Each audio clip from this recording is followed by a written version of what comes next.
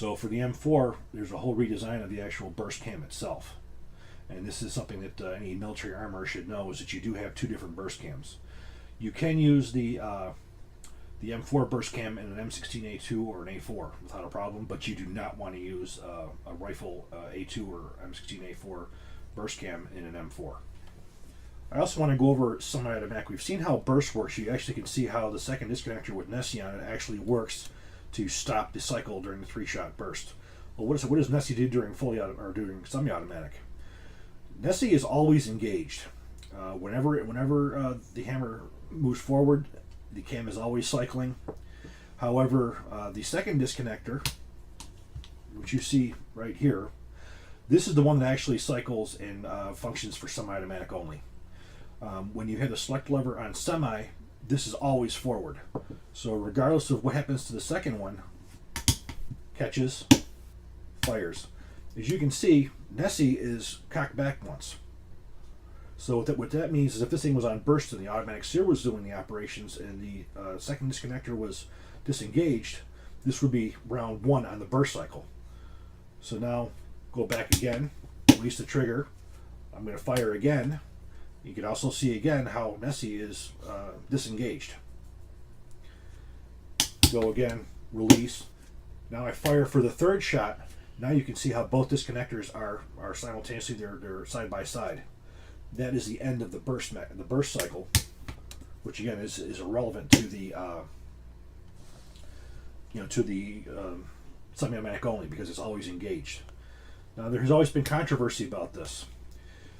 Due to the actual disconnector, you have Nessie is always under spring tension. Now the spring tension it's going to have when it's on a short notch versus a deep notch is going to be different.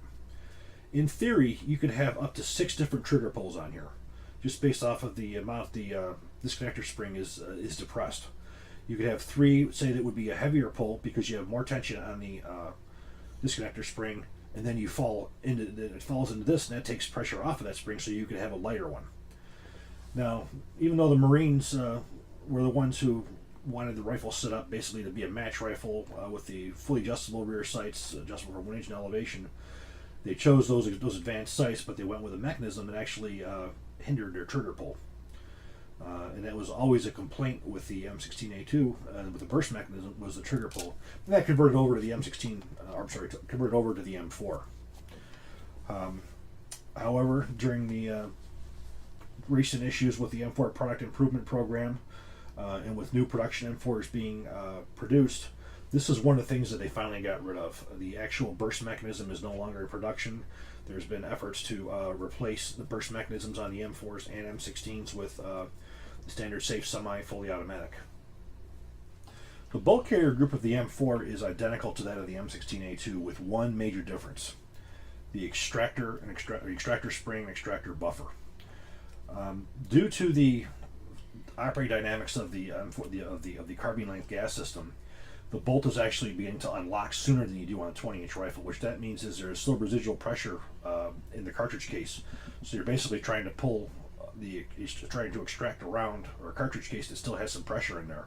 That causes the extractor to work that much harder to grip a hold of that rim to pull it out.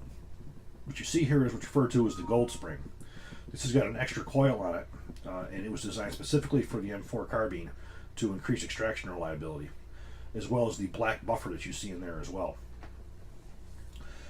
Oddly enough, it took quite some time for the Colt to get the U.S. military to accept this spring into the inventory. And it took even longer for them to adopt this spring across the board so it could be used in an M16A2A4 rifle as well. This was a major reliability enhancement. The extractor spring would be something that would come back to, I'm not going to say haunt the M4, but it would come back to be an issue with SOCOM and with the higher cycle rates and the higher rate of fires and the more gas port erosion. I want to talk a little about what gas port erosion is and how it relates to extraction. The gas port is drilled into the barrel, and then the front sight base goes over it. You basically have an alignment between gas port on the barrel with the gas port in the front sight base, which goes into the gas tube. What gas port erosion is flame cutting of the actual gas port that's drilled inside of the barrel. Inside of the barrel, you'll see flame cutting, which instead of seeing just a round hole for the gas port, you'll see a valley being cut in. And it'll actually increase the diameter of that gas port. When that happens, it allows more gas into the system. When it allows more gas into the system, you're increasing your port pressure, which means in turn you're increasing your cycle rate of fire. Now, by speeding up that entire system, you are still trying to remove a cartridge case that still has gas and still has pressure in it. The more gas that you have in there, the sooner you're unlocking the bolt, the harder it is on the extractor. The SOCOM guys who actually fired the M4 carbines on an extremely high firing schedule, they would wear barrels out relatively quickly, and they would actually achieve higher cycle rates because of this problem itself. There was one of the fixes that was done to this was they actually put a rubber O-ring that went around the actual extractor itself. That rubber O-ring did is increase the extraction force by a factor of 4. In fact, you could actually remove this extractor spring out of here and just insert the donut in there, and it would work 100% reliable. But what that did was that gave a lot of insurance, per se, on keeping that extractor from slipping off that rim.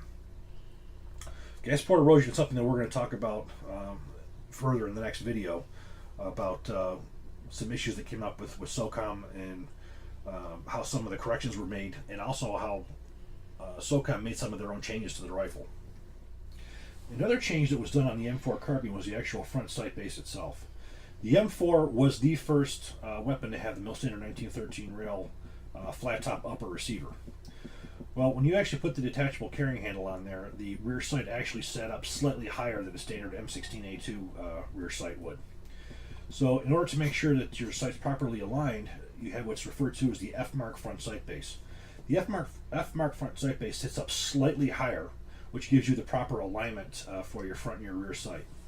What can happen is if you were to have the wrong front sight base on here, when you would adjust your actual front sight port itself, it could actually be coming out of the top of the receiver, or top of the front sight base, because it's too short. The government wanted to keep the exact same part for the front sight itself, so in order to do that, they had to move it upward. Now, you will see a lot of companies who don't use the F-mark front sight base. What they do instead is they actually use a slightly longer front sight post, which does the same thing. In fact, Colt Canada or Dymaco, they did just that. They never adopted the F-mark front sight base. They adopted a longer front sight post. This was another one of the things that was very unique to the M4. Now, when the M16A4 would come out with a flat top upper receiver, this exact same front sight base was used for that. So basically, the rule of thumb was, if you have a flat top mill standard 1913 upper receiver, you're going to have an F-marked front sight base. Another change that was put in here as well was the addition of a side swivel. This can be put on the right or left hand side. Normally when you have the grenade launcher, this is placed on the right side, so this doesn't interfere with the grenade launcher. As you can see, there's no sling swivel that's marked that's there. You see the bayonet lug, and it utilizes the standard A2 compensator. Shown in the front here is a standard 14.5-inch M4 upper receiver. These are the actual double heat shield handguards that originally came on the M4. Eventually that was replaced by the Knights Armament M4 RAS system, which you see on this rifle here. However, you can see any number of different kinds of handguards on these rifles, as well as backup sights. So you have probably 10 or 12 changes that actually separate the M4 from the standard M16A1 carbine or any of the gauze that came prior to it. So basically what that meant, this was its own family of weapons, the M4. Well, when the government was looking at this rifle, they had turned over the drawings to Crane, to the government. They were looking to do some accessories for it. And without authorization, the U.S. government, or Department of Defense, or whoever you want to say, released that technical data to companies outside, which Colt owned that data. And that was illegal. Colt could have taken them to court and sued them. Well, Colt decided rather than suing them, they were going to put together what they would call a sole source, or the M4 addendum.